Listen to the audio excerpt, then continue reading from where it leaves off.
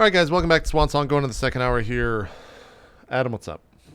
So we fade up from the commercial on the screen that we saw Higgs looking at before, and maybe we can see, the movement. The camera implies Higgs is still there. Maybe like the sound of ice cubes clatter in an empty glass, and the camera there's a beep and a graphic comes up, like a little notification that you have an email. Okay. Yeah, I like drunkenly. I guess I'm not drunk. I have a pretty strong tolerance. This is the first drink of the day. I just like hit the accept button or whatever. This is only second breakfast. It's cool. Yeah, exactly. So yeah, you pop the email open. It's from it just says on the from line, like, Captain Buford. Subject is falling star. The content of the message, the content says, we got 6. Best I could do on short notice. And then a location on like a nearby planet and a date. So it tells you, like it's in like 2 days. Okay, how close is the planet? It's in the same system. So you're orbiting the same sun. It's like one planet away. Can I fly there, or do I have to get another ship? I mean, yeah, you could fly there in the Swan Song, or you could take a shuttle. There's shuttles between them occasionally. How much do shuttles cost? Not much, because you're within 1 hex. Depends on how fancy you want it to be. Okay. I guess like I very abruptly quit the laziness and the way I'm sitting and everything, and like quickly respond, and just I just respond back like, "See you there," and then enter. And then is Piani still down in, like, where is Piani at this point? Yeah. I mean, well, did Prosper leave then officially? Yeah. I guess I need to go find my place for the last piece I need. The last piece I need. Sorry. Mm-hmm. Now, did you have a connection here already, or? No, I don't believe I did. I was just told, I'm pretty sure, by that guy. Oh yeah, on Majid, he was like, "Go to Cabral. This is where you can find the word." Okay. Yeah. So yeah, you'll have to go searching. You have to go and put the word out that you need a like a neural net, a learning computer. Okay. And okay, cool. So what? I guess you can do that with like a culture skill if you want, or do you have like a tech skill that you could use with charisma for this? I have culture criminal, tech, sci-tech, post-tech. Okay, you could use either post-tech with charisma if you want to go put the word out that you're looking for something like that. Yeah. Okay. That is what I will do. It's same roll either way. Yep. 0. Fucking Christ. Okay. All right. So it doesn't mean you can't do it. It just means it's going to take you a lot of time and like effort asking around. So, a couple of days will pass before you get a solid lead, and end up, finding someone who can help you. Okay. During that time, let's see what Mr. Securian is doing. I think we'll catch up with Higgs and Piani at the same time. Yeah, I guess before we go, if you're not on the ship, I just send you a text like, "Need to talk, urgent. I'm at the ship," or something like that, and then we can come back to that. Who do you send that to? To Piani. Oh, okay, yeah. So Piani would be like back and forth, or like maybe you talked to Piani before if you want to have that conversation before. You go out. Yeah. Well, I guess. Do you just come back to the ship, Piani? Yeah, I mean, like, as I probably ask around, I probably go so I can like post a bulletin or something. So I would eventually come back to the ship. Yeah. Okay. I guess you see me kind of like quickly putting together like grab and go bag in my room, and I see you there. I'm like, "Oh, hey, good, Piani, you're here. Hey, I gotta go away for a couple days. Okay, I'm leaving. Sakarian, I think, is going to get some work done. You're going to be the only one that'll be alive, kind of. So I'm going to leave the ship with you. Is that cool?" I'm not. Yeah, you want me to stay with the ship? No, I'm just saying you're gonna be here on the planet. I'm not. I'm taking a shuttle over to. I'm leaving this planet and going to another one just for a couple days. I'll be back. So Well, where are you going? I gotta go do a thing. I gotta go see a guy about a thing. Well, I don't care what it is, but where are you going? I looked at it's on the data slate, and I just like toss him my data pad with the coordinates on it. Okay. Yeah, Right, a quick. Yeah, I mean, Right, like no a quick glance, you can see that it's on the only other inhabited planet in the system. It's a planet that is trying to recover from like a fairly recent, like within this generation, like orbital bombardment by another like faction which no longer exists. So they're only like TL2, you know that just at a glance. And it's just like a location in the like one of the cities on that planet. You got the girl there, Higgs. I stop exactly or everything that I'm doing and just kind of like calmly raise up and look at you. I'm just like, what's it to you, Piani? I don't know. I just, just wondering. It's fine. Go. Look, Go. we've all got our secrets. Okay, I gotta go take care of this. I'll be back. It'll be no problem. But if something happens, God forbid, the ship's yours. And then I just like go back to packing everything quickly. Piani says nothing. She's like, she walks away with approval. Like, all right, great. Piani, go kill Higgs. You get a free ship. You get a free ship.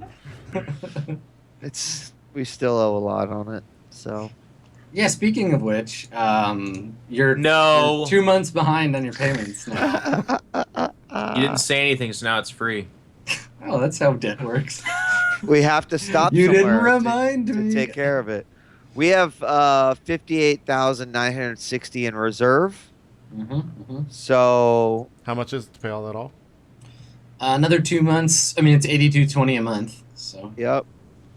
Yeah, just pay. So 16,440 correct. and plus 32.30 for a month, and then another month of that. Yep. Keep up on your maintenance. All right, then we will pay you 22,900 out of this. Okay. Put it back in our safe funds. So 22.9. Cool. 900, And we, is that's just you're paying the base payment for all that stuff? You're not putting any extra down? yeah. We should also look into getting a nav computer on this planet. Didn't we? Definitely. Oh, okay. Is I that guess we is didn't that a get one. thing? Is that a thing that you want to buy? That's going to cost more than we have. Well, let's just kill everyone and steal it then. Sakari like says that as he's slowly going under his amnesia Thunder drugs. God! He just starts shooting. It's only 10K, an advanced nav computer. That's not bad. Oh, it's not. It's only 10K. Yeah, cost times 10 for frigates, 25 for cruisers, but we're not in any of those things, so it's just 10K. Well, you're a frigate, so it's Oh, are we? yeah, it's 100,000. Ah, okay. Well, so it's only 100K. Work out payment Oh, plans. it's 100K. Shit. Yeah, let me double check, but I'm pretty sure that's What's just more debt in a game about debt and not leveling? the free merchant is yes, I think a frigate. Well, the minimum class of ship that it can be on is a frigate. So either we can't have one or we can. You can. It just costs 100,000 credits. Yep, totally. Can you work out payment plans? 100, yeah, totally. We can just add to your debt. If you want to Yeah. go to a Sunbeam Omnistellar Limited has a store on this planet you could go and visit right now. Come on in, y'all. Hey, wait. I'm not there, of course, but you hear the voice of Prosper echoing in your head, Piani. Aren't you a precognitive? Yeah. Yeah. Well, yeah, we should buy a precog nav chamber, because that sounds awesome. Sure. What is a precog nav? Do we have any jobs outstanding? Like Like literally. We've No. got. Don't we have that stuff in our yeah, but we missed that. We Did could we sell fuck it to that somebody up? else. No, they're going to set up a new date. We got that. I think And we don't have any other jobs. I have to go to Tohi 403 to get a package. For what? I do not know. Oh, you do have a job outstanding. You guys have a cargo hold full of dangerous chemicals. Yep. Yeah. Yes. Let me just double check real quick because it doesn't say on Free Merchant the size of the ship because I don't want to get you all riled up about something you can't have. So let me check. Starship hulls, Free Merchant. Yeah, it is a frigate. Okay, so yes, you can have it. That's a thing. We can have what, the precog? You can buy the advanced nav computer. It will cost you 100,000. A precog nav chamber will cost you 1,000,000 credits, and it's a TL5 piece of equipment. So Okay. It's actually really not that good for the cost. Yeah, that's I mean, pretty it's expensive. sci tech. So Yeah. yeah. Then we're gonna, as long as we all agree, let's do the advanced computer. But let me use my business skills to attempt and fail to knock down that price a little bit. Maybe get a payment plan. For an advanced nav computer. Yeah. Sure, Okay. I'm all for All it. right. So are you going? Is it just Mr. Sakarian and his crutch?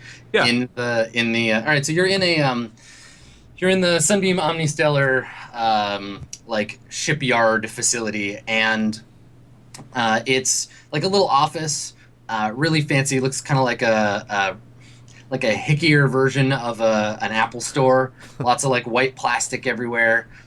Pictures on the walls of like ancient Earth, of like NASCARs racing, and like there's a picture of like a guy holding a pig, and these are framed in like high art style, like big gold frames. And out the window you can see they've got the like shipyard, and there's a whole bunch of like spaceships, like fighters and like pleasure yachts, a couple of fancy like freighters and stuff. And everyone in here is dressed like someone who tries to imagine what a cowboy looks like from a cartoon of a cowboy. So lots of like huge hats and like red and white checkered dresses on all the ladies. And when you come in, a guy in a big Stetson and a like black business suit comes over, and he's like looks at you. He's like, "You sir, you need a new spaceship, don't you? Is that why you're here? Brand new spaceship? Maybe one of these pleasure yachts?" And he like gestures to his shoulder. Or maybe you're a tough guy. Maybe you need one of these. And he like gestures. There's like a fighter with like huge like laser Gatling guns on the side. He's like, "You look like a real manly man. I bet you could do some real damage with that thing." The whole time he's saying this, I'm looking at him, and if you like look carefully, you can see the cogs in my eyes like churning as I try to process his accent. Then there's a brief pause when he's done, and I go, "Evening, feller. My name is Donald Ragonite, and I do not need a ship. In fact, what I do need, sir, is to make the ships I got even better." Oh, god dang, you're an enthusiast, ain't you? Well, all right, we got all the upgrades you could ever want. You looking for bigger guns, faster engines? What you looking for? Come on over here. And he like walks you over to a like a hologram display, and he starts flipping through like all kinds of like fancy looking like engines and like upgrades for the ship. And he's just like talking at you and not really listening, but he's like, "How about one of these?" Tells you all the like stats, flips it to the next one. "How about this? Maybe you need some new missile tubes." Like on and on. And As he says all of this, there's like there's just a very strange pause after everything he says, but then I like go, "Hoo-wee." Oh dang. yeah, god dang. Goddamn. Shit. He's like flipping pages and he's saying stuff, and there's just like a little bit of like a, "Oh, I jump in." And like a, Yeah, "Hoo-wee." he looks at you like he'll show you something, and he'll be like, "What do you think of that, son?" And he looks at you, and there's like a little bit of a pause, and you're like, Goddamn. "Damn." He's like, "That's right, damn. You seen it?" And he like flips to the next thing, and eventually he gets to like the navigation part, and he brings up a navigation computer, and he's like, This here's the hottest shit we got for navigation. You always getting lost in space, get turned around out there? I know, it's hard. We manly men have bigger things to think about than tracking our way through space. I got stuff to blow up. You got stuff to blow up. You buy one of these babies. You don't As need he to think says about that no more." I put my hand out and I go, "Look here, sir. There's only 3 things I love in this goddamn universe: good steak, a throbbing animal between my legs as I ride it, and blowing shit up.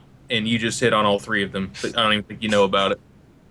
He goes, put the navigator out of your mind for a minute. You're gonna get my money, all right? You're gonna get it. But when you said blow shit up, he kind of looks around. He goes, and he's on his crutch too, so Reese is with him. He's like, look, you strike up a deal with me, and I'll let you shoot my thunder gun. All right. So he's like, puts his hands up and he's like, now a man's weapon. It's a personal thing. And he like pats the obvious like bulge on his jacket. He's like, I like a good pistol myself, but some men, like yourselves, need something bigger, something a little more kick, and I appreciate that. Now I'm gonna cut it straight with you. And he like looks over his shoulder, all conspiratorial. He's like, my manager ain't here, so I can do whatever I want. I'm gonna cut you the best damn deal you ever had. Come over here. And he like takes you over and he's like, Lurleen, get us some coffee. And one of the other like salespeople, she looks at him, she's like, fuck you, Chet. And he's like, damn right. I like her. She's got spice. And, Hooey! and so he walks you over to his desk and he sits down and you can see that on his desk he's got a whole bunch of like he's got like a bunch of plastic spaceships on stands and there's a little like hologram of him and his family. It's like him and his wife and they're like 14 kids. And he's like, you a family man, Mr. Sorry, what'd you say your name was? That's quite all right. Name's Donald Ragonite. No, it's just like Ragonite. That's an interesting name. Where'd you get that from? It's my daddy says it's the most powerful name ever contrived by these here parts. He like leans back and he's like, Ragonite. Yeah, I got some good feel in my mouth. I like that. I'm gonna remember that. I'm gonna name my next kid Ragonite Jr. just for you. Knew that. Old Terra legend. He raised up America in the year 0, and supposedly he defeated the prophet Jesus Christ in single combat and made the world one again. He's looking at you like he's totally buying the whole thing. Like he's just nodding. He's like, that is a beautiful legend. And he like wipes a tear from his eye, like a pretend tear, and he's like, family man, you could say that. I've got myself 32 kids. he leans back like The only way I can be out here is with them running the farms. he puts his thumbs in his suspenders and he's like, 32? Goddamn, you are busy, son. I'd still be making more kids right now if I didn't have my other businesses to attend to. Well, here's what we're going to do. We're going to get you your ship sorted out, get this nav computer sorted. We're going to get you back home so you can get back to making babies the way God and Dragonette intended. Appreciate it. And so he like takes it out his data pad and starts like flipping through it, and he's trying to do the like car dealership thing where he's like, yeah, but I could give you the nav computer in solid gold, and like the two of you are working back and forth. You can make a business roll. Okay. Definitely like absolutely take an extra +1 for your hornswoggling. Okay. Some very good hornswoggling. Hornswoggling. Oh my god. Damn it! So you get to the point where like you've managed to get him away from like all the extras. You know, you've talked him down from solid gold plating and what have you, and you get back to the regular price. And he's like, this is the best I can do, lowest price. This is, how much we get it from the factory. And he kind of plays it to you. He's like, things ain't been so good since the merger. Now, I personally was against it myself. And he like takes his hat off and kind of dramatically fans himself. And he's like, I said ever since we took in those Jimenez boys, things ain't gonna go good for us. And it's been nothing but pirate attacks since then. Pirates. Yeah, I understand. Look, how about you go soft on us with the payment plan, seeing as how I've got 32 kids to pay for, and you weren't able to knock the price down none. So if that's where we can meet at ends meet, then, well, I'll just be and his eyes kind of like panic as he's running out of shit to say, because I'll just be a happy soldier. Just stares at him blankly. Yeah, he's like, right. Yeah, he does. He's like, is that right? Jesus. Something happier. So, do you tell him that it's for like, because the Swan Song has an existing deal with Sunbeam, and you're up to date. Oh yeah. Okay, so he brings up your file, and he's like, he says, well, all right, for such stable payers, for folks who've done us such good and loyal business, I'm sure I can work something out for you. How about no interest? The first 12 months, you can pay it off however you need. I mean, after 12 months, I'm gonna come after you. He like kind of winks, and he's like, we'll just tack that cost right on there, and you can walk it out today. We'll send a technician over to install it. He reaches up and says, "Sir, I'm just as pleasantly peased as a peach pear in the sun. Thank you." he shakes your head, and you can see that he alternates between, like, he's doing this thing where he's like confused by what you're saying, but he buys into the identity so much that he doesn't want to like be like, wait a second, you just make that shit up. So because you might be like, no, you just don't know it, and I'm smarter and better than you. So he's like, he doesn't have enough self-esteem to be like, wait a sec. So he's just like, yeah, please, is a peach pie at a picnic, and then shakes your hand, makes the deal. And so we'll cut in that 100,000, and y'all get your advanced nav computer. Comes back to the group and steps out, kind of like just takes a deep breath. He's like, and comes back, just to whoever's, I guess Piani would be on the ship or something like that. And says, There'll be a technician. They'll be installing something that will make travel much more efficient. I'm going to be going into surgery. I'll be back in a few days. Okay. Yeah. I acknowledge. Okay, so. And that basically is now added to our. Yeah, I added it to the overall cost. So Does it make our payments go up? No, you can keep the same because he's not adding any interest for a year. I mean, if you haven't paid the ship off by like 3202, then yes, but for now you're fine. Okay. Cool, good work, Mr. Sakarian, Mr. Business Sakarian. Thank you.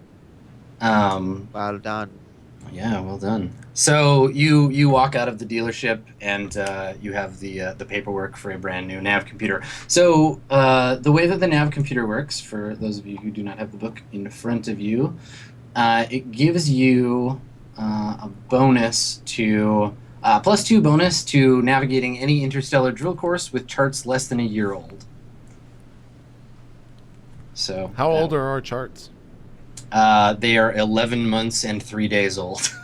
and can we like update them here? You can buy new charts, yeah, from the like astrogation guild. They're just $100,000. No. Yeah. They're Just add it on top. The game of debts. Fuck it. Hey man, we're playing Debt Runner. Charts cost. I don't think they're that expensive. We can look it up later. I'll check it on the break. Should be very low, I would imagine. I think, yeah, because it's just it's like paying for a subscription, right? You're just getting an update and renewing for the year. Okay, so chart cost. I just hobble off towards Dr. Rasmussen then, or whatever his name is. Dr. Rousseau, yeah. Okay. Okay, cool. So, meanwhile, you, Prosper, have gone home, I suppose. Yeah. And Elena and Robert tell you about kind of what's been going on since you started like messaging home again. So I guess like maybe we're all sitting around drinking like a fine wine from the wine cellar or something like that. Yeah. What's Prosper's house like? Like, I'm picturing Victorian chateau, something nice. So you're like out on the balcony. Yeah. And there's like, a nice like oiled wood table out on the balcony. Maybe there's an awning to shade us from the sun. Okay, so you and Robert and Elena are all there, and it seems just to you like maybe we cut into the middle of a conversation, but like Elena and Robert have been like, because you and Elena weren't really friends, right? Like you were kind of associates, but it seems like Robert and Elena have like gotten to be like more friends since you were away, through their mutual like worry for you. Yeah. So they're getting along way better. They were basically strangers when you left. Do we know who these people are? Elena Durant. Elena Durant is the woman that I've been contacting every once in a while, like my contact on Cabral. She's the one that she's the one that I contacted when we wanted to like take Pi the next level of unbreakedness. I contacted her to get her like to send us people who could unbreak Pi more. Okay. And then Robert, I think you mentioned Robert like in the very first episode that we saw. I think someone made a reference to someone back on Cabral, and that was Robert. Yeah. So, I guess this is a good question. Have you been wearing your like wedding ring the whole time you're away, or not? Well, so like, Robert and I left on kind of pained terms. He wasn't too enthusiastic about his husband leaving for 9 months of travel What? on a starship. Yeah. Prosper's married to a man? Yes. I have So- no judgment. This changes everything. Like, So that was that was why. did I you wasn't guys know really- that? Wheat and everybody? Did everyone know that? No, I think but he mentioned Jad's it, been didn't he? speculating for a long time. It's been pretty heavily implied like the whole way through. Yeah. Like all Okay. the Well, you guys are really weird about how you introduce big concepts. You're like, yeah, husband. Anyways, like conversation. It's like, what? Hang on. It's like, not. what It's do not you- a what big do you- deal what do you- for Prosper. He's Yeah, just married. what about all those times that Prosper was like trying to make Higgs uncomfortable by hitting Yeah, on him? now Geoff is immediately rethinking everything Yeah. the past like Everything. 15 episodes. The underwear in the apartment makes so much sense now. So I'm more so, laughing at the delivery of this. I don't, Yeah. it's just funny. So Robert wouldn't have like he's in seeing you, he's forgotten a lot of that tension that he's been worried about you for a few months. He's been worried about you the whole time, but he's like glad that you're home. You'll have a very like heated argument in French later when Elena has gone home about like this is what happens when you leave, and I told you. But for right now, that was he's kinda just like- glad to have you home. When I saw him, the first thing I opened with was like the mission was a success. It's like it was worth it. Sure. Yeah, and so, so they both tell you about what's been happening, and agents of the Order, or people claiming to be agents of the Order of Annunciation, have requested both of their presence a few times over the last few months, and they've been interviewed about you, both by Order operatives or by like priests, basically, like asking about like, when you would go to church with Prosper, did you notice anything unusual? Did he seem uncomfortable? Did he know all the words to the hymns? Like bullshit like that. But not in like an aggressive way, just like they were asking a lot of questions. Nobody was ever threatened or hurt or anything, but they were worried that something had happened to you. And I think you're having this conversation with Elena and Robert when your like doorbell rings. There's like a ring at the. Yeah, like maybe like I've probably said a little bit in response to them, like, yeah, I got this weird message and I'm not sure what's going on. I'm surprised there wasn't more of a welcoming committee, and maybe that's when the doorbell rings. Yeah, totally, exactly. I've been away so long, and then oh dear. Yeah, so the doorbell rings. Robert looks nervous. Alana looks like she kind of scowls. What do you do? I look at them. I say, "More visitors. I didn't realize we would be having a party. I would have worn Robert- something different." Yeah, Robert nervously shakes his head like I don't know who this is. Like deal with it, Prosper. Like he's nervous. Right. So I just stand up, straighten my collar, walk to the door. I look through the peephole first. I've Okay. learned about doors. I'm being cautious. You see, I'm weird- looking for. You see a bellboy just standing Yeah, on the there's a road. delivery boy. I go get my gun. Yeah, someone who's delivering La Pizza. Yep. No, there's some soldiers. There's three. They're dressed in the urban fatigues of the like Cabriolet's reserve.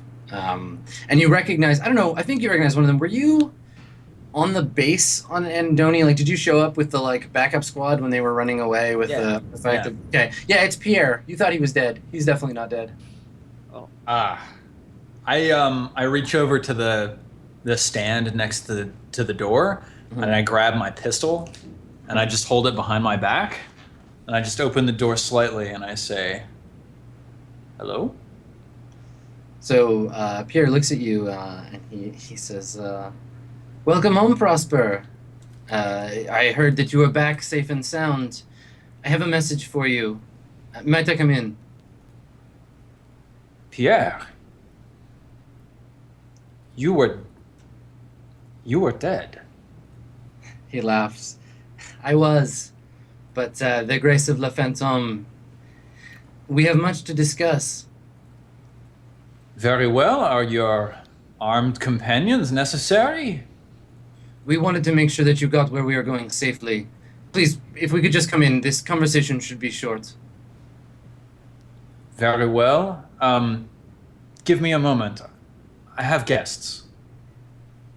And I close the door. I put the pistol down again. I go tell, Robert and Alana, maybe it's best for you to, wait in the parlor or something like that.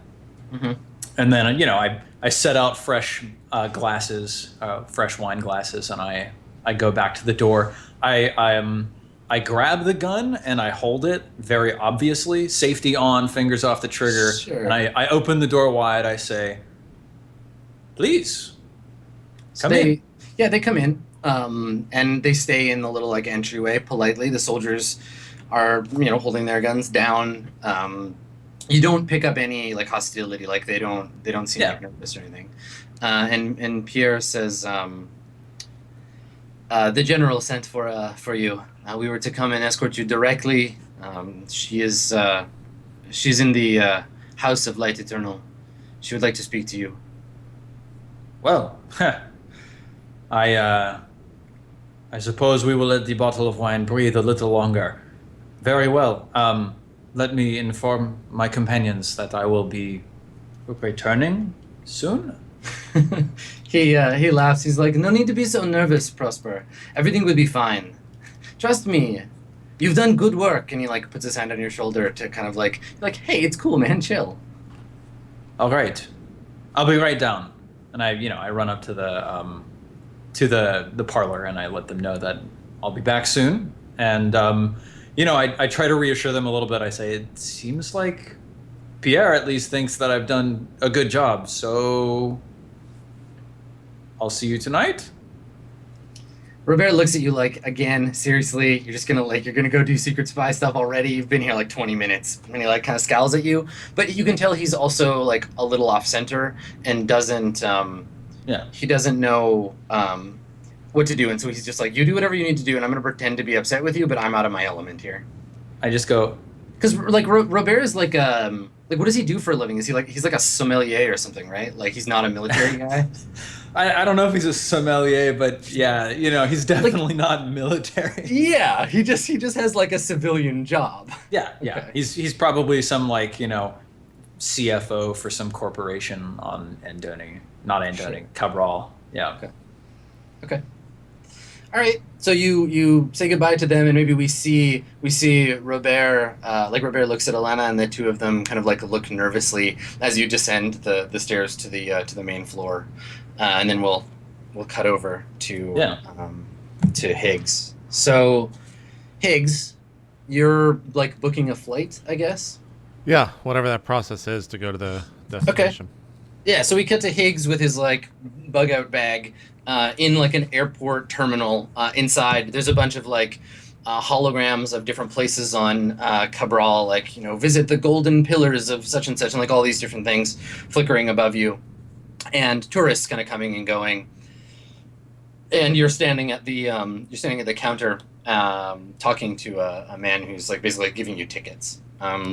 So a flight to Basignos, which is the closest planet, costs 500 credits, and that's standard steerage. If you want first class, Yeah, how much is first class? That's 1,000.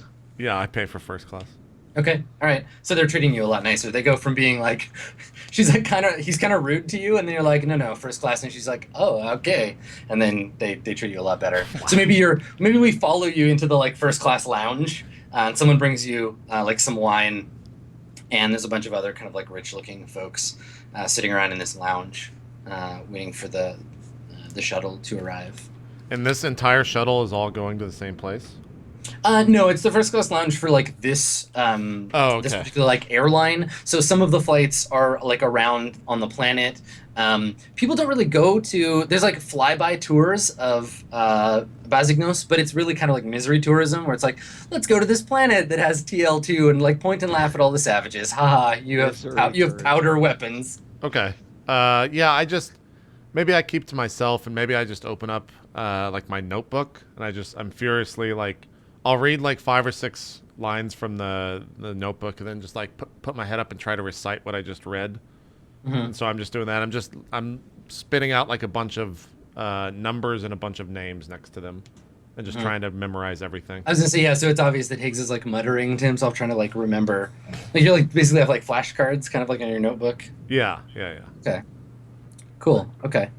So maybe that's what we get is like a series of shots of like, because it's a little while before your flight, so it's like they bring you food, and there's like you like trying to memorize stuff and like checking your messages, and then we hear like, now boarding interplanetary flight for Bazignos. It repeats it again in French, and someone comes to you and like tells you like, oh, your flight is boarding, and they take you to the plane. It's like a small like non-drive shuttle that'll take you to the other planet. Yeah, I just keep quiet and nod my head and sit down. Okay. As nonchalant as possible. Okay. The flight's pretty empty for the most part, and maybe like on the flight, like as I'm flying, if I have anyone sitting next to me, they would definitely like notice my hand is just like really unstable, just really shaking if I'm holding a drink. And if I like notice them, I'll just like grab my hand with my other hand and like set the glass down like I'm just incredibly nervous.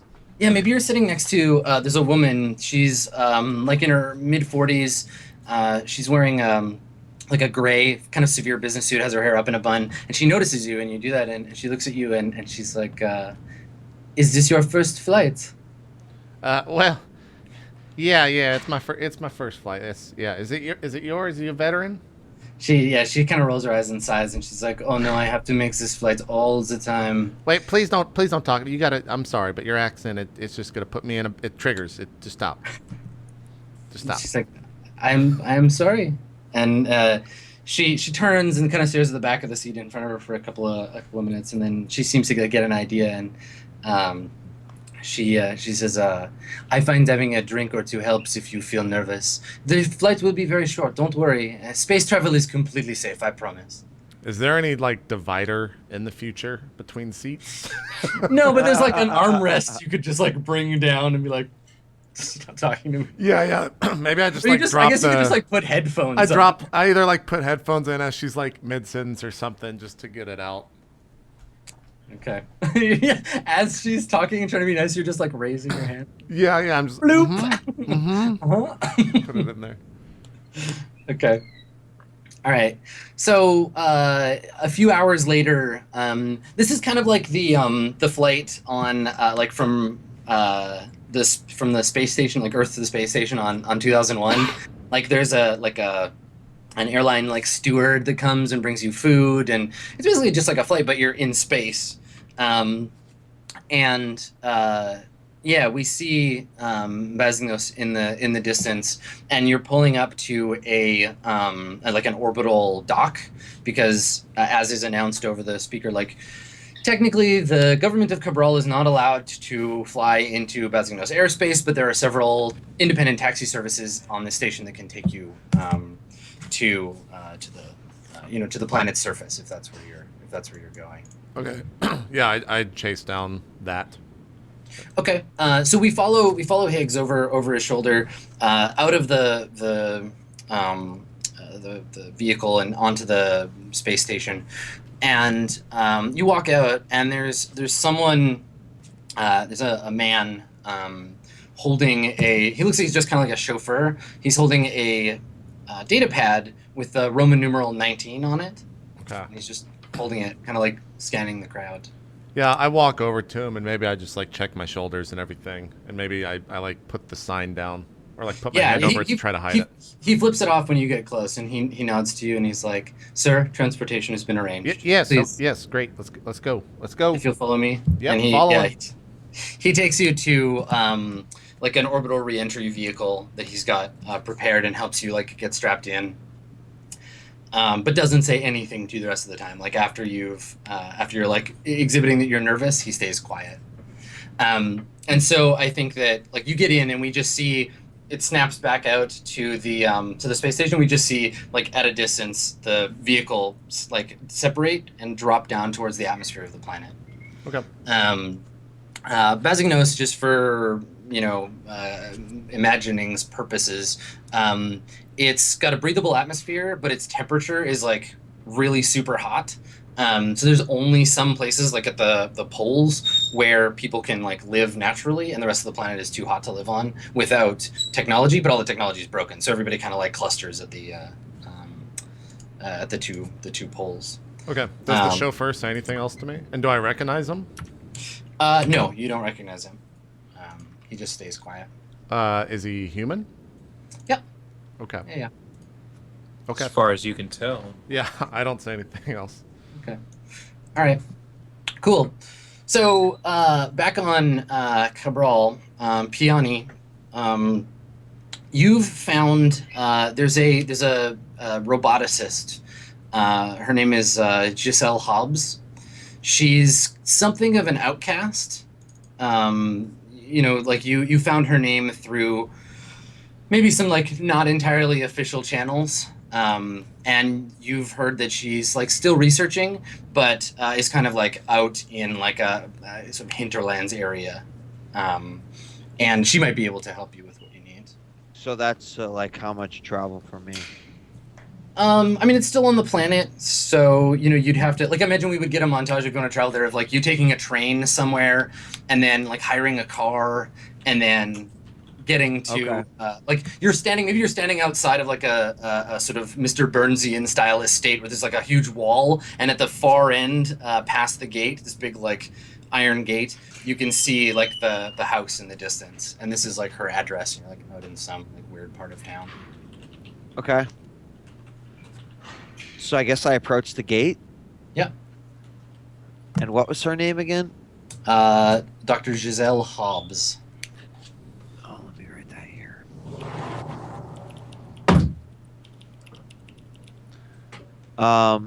Great. Is there a guard there? Is there like something? There's a ring? there's an intercom. Yeah. Zzz, zzz, zzz. Okay. Zzz, zzz. So there's a pause while you wait, and then in front of you, you kind of have to step back because you're like standing on the holographic projector. A vaguely sort of genderless human like kind of shape in light appears, and addresses you. Kind of like looks you up and down and says, "Who are you? What do you want?" Name's Peony Pick, here for Dr. Hobbs. Dr. Hobbs is not to be interfered with. Please go away. But I was told to come here and talk to Dr. Hobbs. Well, I am sure you were misinformed. Please leave. Well, is there, an assistant to Dr. Hobbs, maybe? Listen to me, you foreign stranger. I'm the only person you will talk to. And I don't like you very much, so you should... Are you channeling your Monty Python right now? A little? I There's love a it. little, It's like, awesome. If it It's is. happening. They're gonna like... Father smells of elderberries? Yeah. It's like a snooty French butler. Yeah, no, it's great. It's I'm sorry to interrupt, but it's great. Yeah. She specifically bought the snooty French butler just to drive you away. Oh, that's not very nice. I have to talk to her about a robot, a special one. Do you know how many people come here looking to talk about special robots? Too many. Not as special as mine. So the VI is not impressed. Do you want to try and like get some like because basically you're trying to say like I have a project that's like not the usual. You're not just some weirdo. Right. Yeah. Right. Okay. Why don't you make a either a charisma and computers roll or a charisma and post-tech roll to just like explain more technically. Like you're basically doing that thing where tech support is treating you like shit, and if you're like, listen, man, I already flushed my DNS. Right. Why don't you just to pull your head out of your ass and send me to your All supervisor? right, let's see if we can make magic happen. Oh my God, 3D dice, fuck you. Okay. So hold on, do I have my? It's got an X next to it, so no. Okay. So yeah, so in the middle of you explaining, you're like this and this, and like I need one of these, and the butler just like cuts you off and is like, blah blah blah. I don't care. Listen, you nerd, get out, go away. We don't want any. And it like flickers and then disappears. Is there something for me to kick? Yeah, sure. There's lots of you could kick the fence or whatever. I think just for good measure, I kick the fence. Okay. And then I look to see how high it is. It's not that high. Like you could probably climb it. Oh shit. You know? IRL behind hack. us. Let's do it. Okay. All right.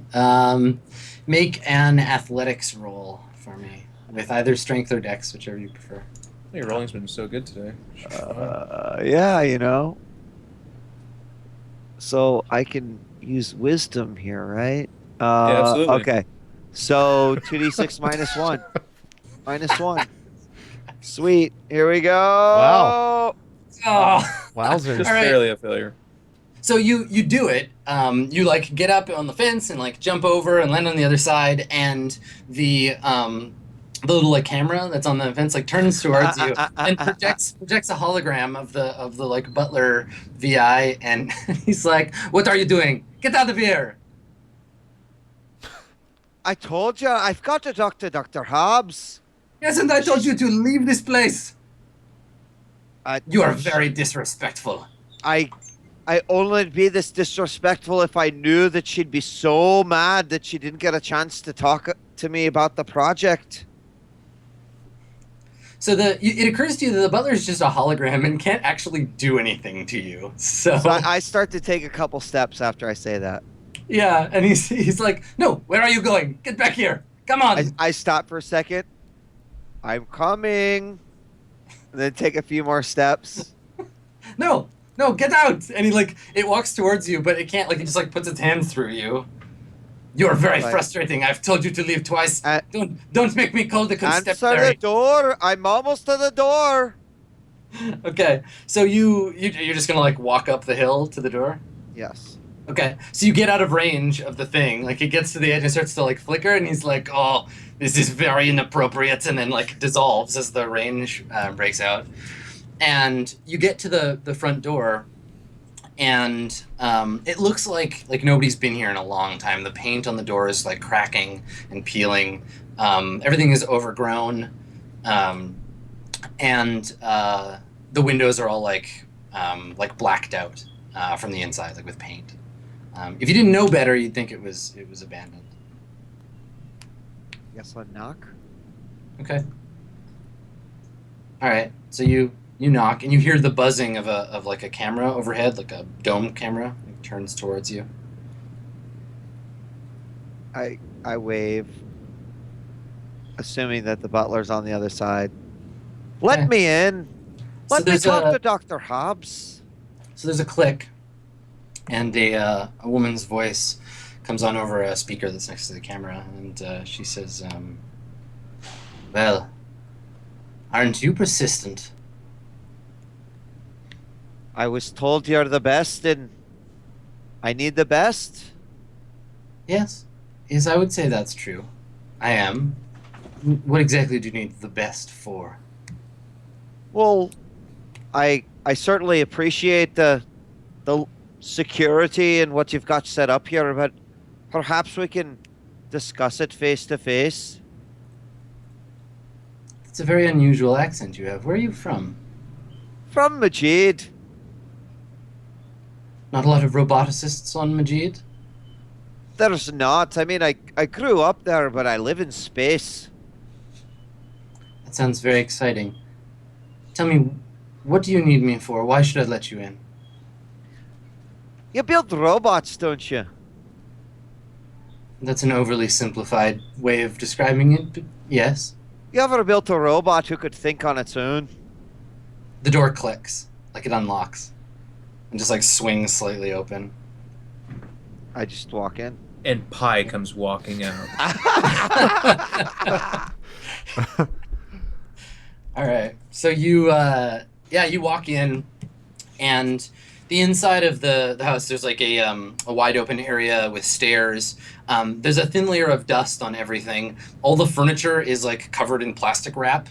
And it doesn't look like anyone's been here in this room in a long time.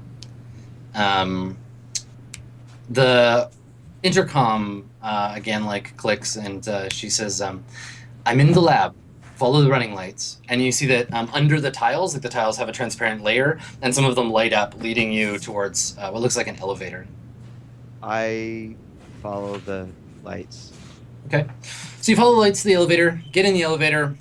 It takes you down several floors to like an airlock. Basically, you walk into the airlock, and there's another camera. You get scanned like head to toe, and after a minute, the other door on the airlock opens, and the light is... Sorry, go ahead. Can I like use Omen the moment the door opens to know if I step through? If I definitely, that's an appropriate trigger of that. Okay, yeah, go. What does it do? How much do you just spend it? I tell you. If you I can get it. actually master Omen. So Oh, you don't even have to spend. basically, and I can only use it once an hour, so that's kind of limitation. But basically, I have a relatively straightforward choice. If I walk through this door, am I gonna have harm inflicted upon me? No. Okay. No, you'll be safe. All right. Then I walk through. Okay.